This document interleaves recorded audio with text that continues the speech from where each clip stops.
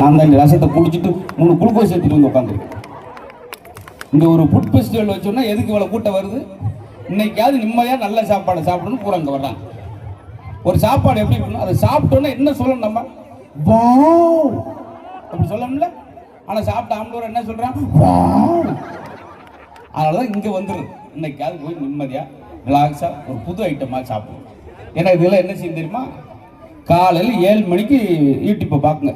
Chicken tikka செய்வது எப்படி, burger செய்வது எப்படி, பீஸா செய்வது எப்படி, 8 மணியில் ஆரம்பித்து 1:30 மணி வரைக்கும் பார்த்துட்டு கடைசியில் உப்புமா கிண்டி தட்டில் வைக்கணும். இதுக்கு எதுன்னு உசுருவோக அப்படி பார்த்தேன். சாப்பாடை சாப்பிட்டு அப்படியே அது நெஞ்சிலே நிற்கணும் சார், அதான் சாப்பாடு. ஆனால் அன்னைக்கு ஒரு சாப்பிட்டே நெஞ்சே நின்றுச்சு பார்த்தீங்களா. இந்த இடத்துல ஒரு 5 பேர் சிரிச்சிருக்காங்க சார். இந்த 5 பேர் தான் சிரிப்பாங்கன்னா நான் 5 மணி நேரம் ட்ராவல் பண்ணி வந்ததுக்கு நான் வாட்ஸ்அப்பில் இந்த ஜோக்கை அனுப்பிச்சுட்டு அங்கேயே இருந்தது சார். கள்ளங்குடம்லாமல் சிரிச்சிருக்கே போயிட்டேன்.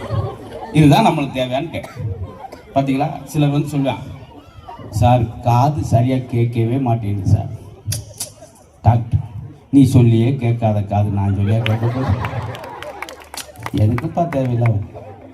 அப்புறம் தொப்பை இருக்குது, தொப்பை விழுந்துருச்சு, எடுத்து வரமா போடும். என் தொப்பை விழுந்து தொப்புன்னு கீழே வந்துருச்சு. நான் ஏன் சொன்னேன், நான் சொல்கிறேன் புரியுதா? தெனாமணி வெறுவத்தில் ஓடணும்.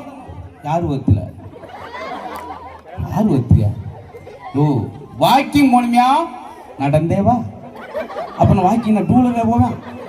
இப்போ இதுக்கு தான் சொல்கிறேன், இந்த மாதிரி போய் ஹாஸ்பிட்டலில் இருந்து இங்கே அல்வாவில் போடுறதுக்கு நம்மளே சிரிச்சு.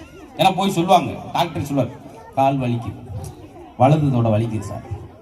வலது கால் வலிக்குதா, வயசாயிடுச்சுல, வயசானா வலிக்கத்தானே செய்யும். இடது காலுக்கு அதே வயசான சார், அது ஏன் சார் வலிக்கலை? பார்த்தீங்களா, ஆச்சரியப்படுத்தும்.